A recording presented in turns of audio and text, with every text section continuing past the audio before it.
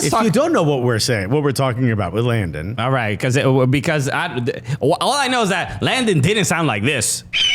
That's not what I was hearing. We need a cha-ching button because that's what Landon was seeing. Okay, we all know Landon, my other teammate's Mexico Donovan. All right, we haven't forgotten. Right. But no, this is Todos unidos. What did he say? We're teasing Landon, but this is I want to play what he said on. Okay, because I was going to read it, but playing it is better because yes. I'm gonna mess it up. Because he specifically knew that people were going to be a little bit upset with his take, and he said it right on air. This was on. Well, can I speak as an expert? I know when I'm about to give a trash take. So I like to think Landon now also knows. He should have started this with all due respect, and then not for nothing. No. And it's like, oh, we're about to be disrespected right now. And look, as much as he has been very nice to us, when you're on a show with Alexi Lalas and you're the one saying dumb stuff, you got to be saying some wild dumb stuff. Let's see. It looks all right. Okay, yeah, here we go. Are we allowed to share this? Yeah, we can. Yes, with his parent club, Augsburg. Okay. But you know where a bigger payday was looming for Christian Pulisic, Landon Donovan? Well, I think right here in MLS, and I know, Mo, you think I'm crazy. I get it. I don't think you're crazy, but bro. Let me lay this out. So, World Cup's coming in 3 years. This is once in a lifetime. He's going to be in the prime of his career, his life as a soccer player, his earning potential. I'm sure he's making plenty of money.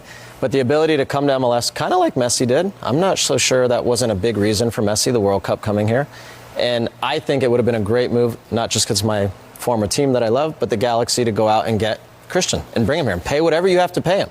Pay whatever you have to pay him. Bring a global, well, not a global, but an American superstar who has global recognition back to MLS ahead of the World Cup. I think it would have been a great move, and I can hear the Twitterverse going crazy and telling me I'm so the upside for Christian is, we obviously know the upside for MLS. Well, here's my biggest thing. He needs to play. It's not the Twitterverse, it's us screaming. It's human people, okay? Yeah. The what? You want him to do what now? The idea of the options of AC Milan playing in Champions League and just, LA Galaxy. I mean, he gave that specific example of LA Galaxy. Pay him whatever he wants.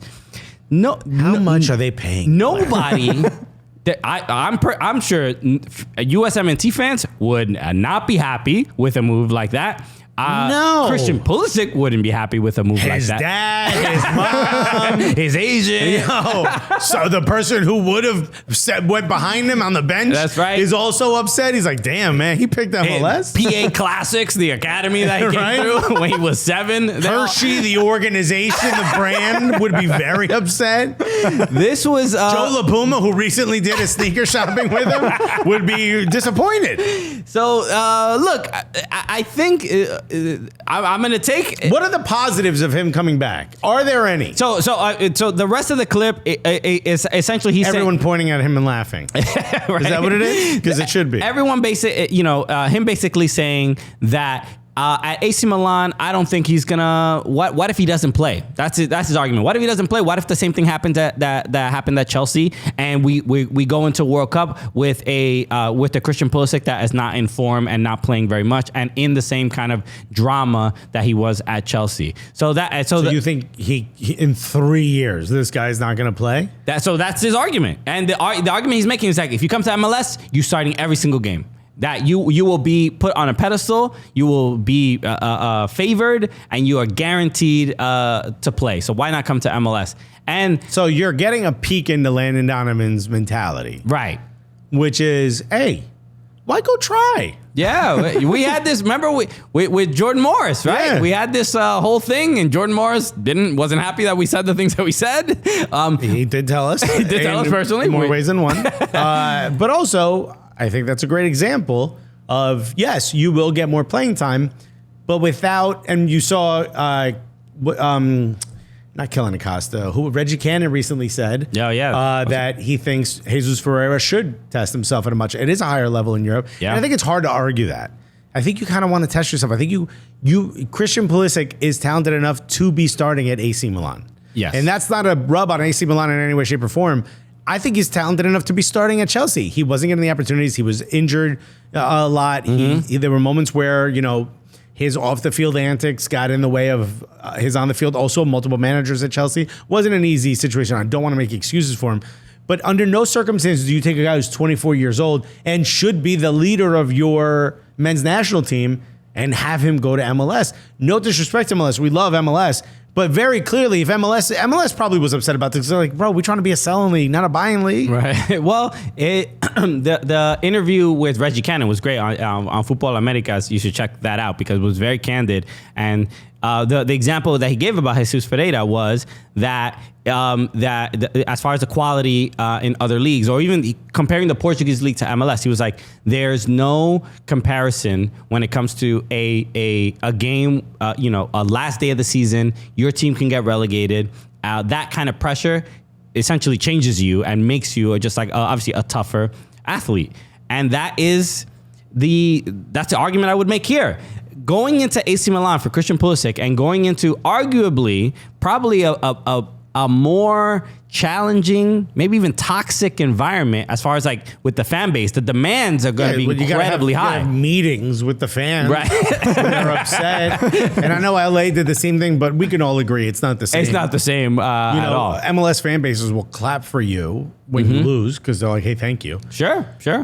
Ain't nobody clapping for you in even Bundesliga fan bases, right? Bundesliga, MLS isn't the only one. Yeah. Sure, I mean, Germany is also the supporters. I think take a lot of pride in supporting the team when they're up or when they're down. Yeah. But then that's also kind of a little bit of a coddling environment to some degree. I mean, it's not not the same as MLS. No, it's a softer landing for Europe, without a doubt. Yeah, Serie A can be wild toxic, as you said. Yes. Germany's not that toxic. Germany's kind of a little simp. The fan base. I mean, it's a little simpy. It is. I mean, it's like I think it's a healthy environment. Yeah. I like the balance of like the having the sporting demands of your team. Yeah. And then also like being kind to them. Those guys go to therapy. What? Yeah. They're self-aware, emotionally mature. If you want a dude that's gonna grab your neck and give it to you raw, that's Serie A. Bro. But if you want to be cuddled, if you want to be the baby spoon or the big spoon, whenever you want. Okay. That's Bundesliga. All right. Bundesliga ain't spitting in your mouth. Nah. That's what I'm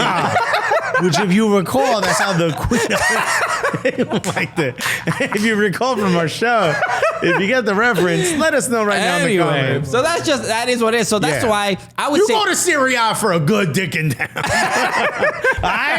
Okay. That's that's what you go to discover yourself. Yeah, I'm trying to help y'all. I mean, if you're trying to figure out what's the league for me, you're trying to get, you're gonna write Eat, Pray, Love after Serie A. Yeah, right? Exactly, bro. You're gonna go on a sabbatical. But what you won't do is bring Serie A to your mom. Exactly. You're not bringing Bundesliga. You can introduce to Nana. Exactly. You're just gonna come back. You're gonna be like, American men just ain't the same. No, they don't have. I mean, they're nicer, but I don't have that little bit of fear. So that hopefully we explained it well. Where's Landon Donovan when you have to have a guy? We should just call Landon and be like, dude, I'm saying dick and down, dog. I think you kind of understand what I'm saying. You get it. Miguel is taking down time codes for this feverishly. Okay. So why can't you say this on CBS? I know, right? If I can't say Grundle, I got a feeling I'm not going to get this far into the conversation before they Sandman pull me out of the snap. For some reason, Grundle's okay with DraftKings. They don't like these other words. So that's what I hope for Christian Pulisic. I think I forgot that's what we were talking about. That is what I think. And that's why Landon Donovan was wrong. Because this is, I think it's going to be a challenging environment for him, and because the kind of disarray that a lot of Serie A clubs are with money or whatever. Like Christian Pulisic is going to play. They're spending a fair amount of money to bring him, and also it's an American owner, which I think is going to work against him. The fans, I think, are going to have him on a much shorter leash. Sure, because but I think he's going to do much better than he did at Chelsea. He's going to. I'm a little worried about him potentially playing on the right, but if he is played centrally, like they said they were interested in him to play centrally at the number 10, he's got Leao right there, bro. Yeah, he's on easy. He's on a better team than Chelsea. Yeah, I mean, I don't know what Chelsea are going to look like next season, but this is he's going to be on a better team than Chelsea was last year.